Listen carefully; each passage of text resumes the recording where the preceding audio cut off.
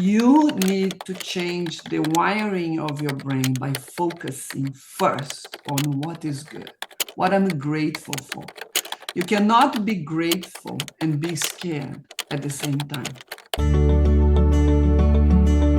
So today we're going to talk about stress, and that is very important for us because not only it really makes our body, not only for people who have autoimmune disease, stress is something that we have to have more capacity to deal with.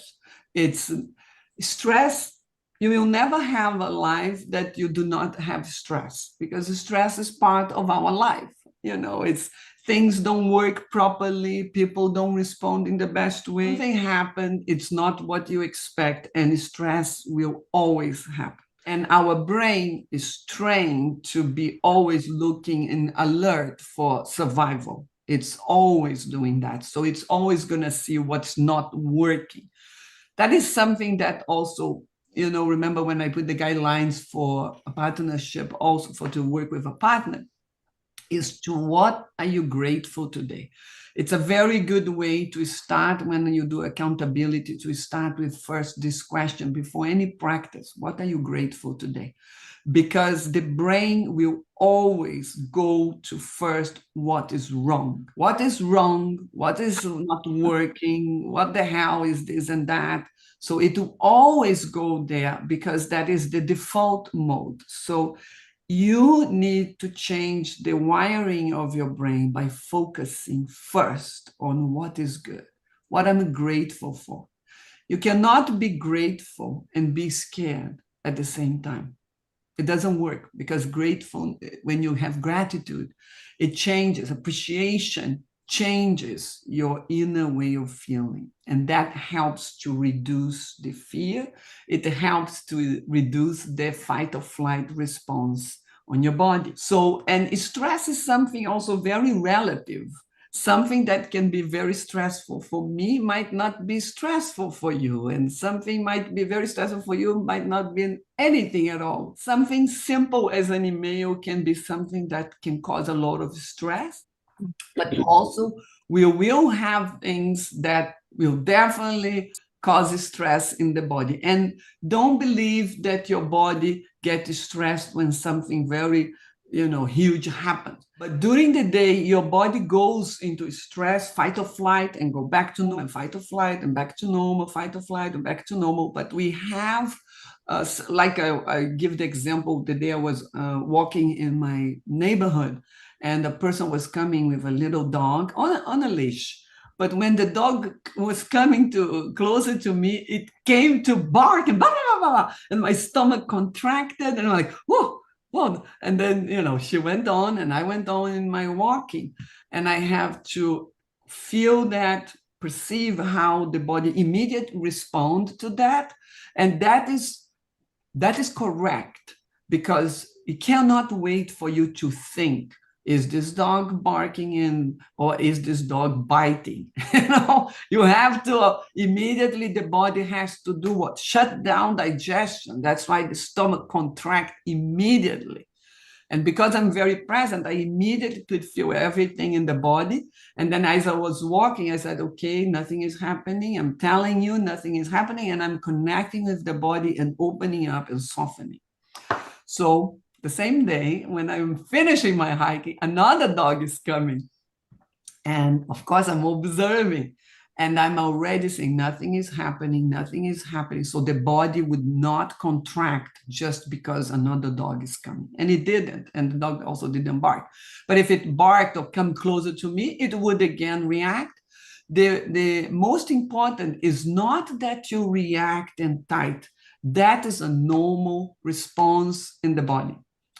What I want you to do is to release that as fast as you can, because it's not about stopping that. If you stop that, it will be dangerous for you, because you have to have, this is our survival mechanism in playing on, and our survival has to be always on. It cannot be, okay, I will not care about my survival. It's always on, but the problem is we leave it on the high state of alert all the time, unnecessary. A lot of people is going to talk about, you want to bring down, because many times it will come a contraction by your thought. You think some shitty thought.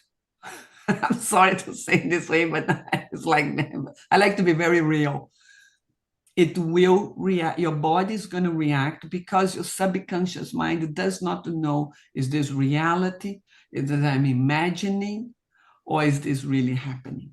And they have now research with neuroscience and functional MRIs, where they kind of give a code, I don't know if a code or electrical shock for a person with their hands to what happened if you tell them, what happened if they imagine they are having the pain, and what happened when they have the pain. And if you imagine, the whole response also happens in your body. That's why being grateful, I don't want you to be like, oh, what am I thinking now? You cannot do that, because the mind goes thousands of thoughts during the day. But you have to pay attention not to allow yourself to indulge in negative thinking, indulge in situations that are not happening. So that is, be careful with that.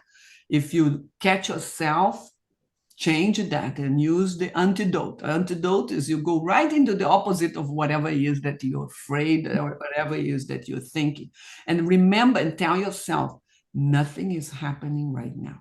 I'm safe right now. Include the word now, because it might have been danger in the past. Like for me, my whole childhood was dangerous because there was abuse in the house. So I have to say, oh, now it's safe. It's safe now. It's very safe in my house now. In this moment, in this very moment, nothing is happening. Because the brain, as I was telling you before, it will be memorizing what happened yesterday that was tough, and say, be alert, be in alert here. You don't need to keep that. The survival mechanism needs to be on when it's necessary. And if a car is coming and you're crossing the street, you're going to jump back. That's natural. There is no time to think, do I need to jump back? The car, it would be dead already. That's why the survival mechanism in the brain will go faster than your thinking mind, faster than your emotions. It will go right into the survival. So that is the fight-flight response. So I want you to understand what is this curve here and this little wavy. So social engagement, joy in the present, groundedness, compassion, mindful curiosity. We are here right now in the social engagement. And I hope we are here, connecting with other people. It's green, to say green light here to be who you are, and, enjoy this moment and be active in this moment, be in the present. Then if something stressful started to happen, this is the little wave here. So you are changing from here to fight or flight. So if something is small, you're going to be in this little wave.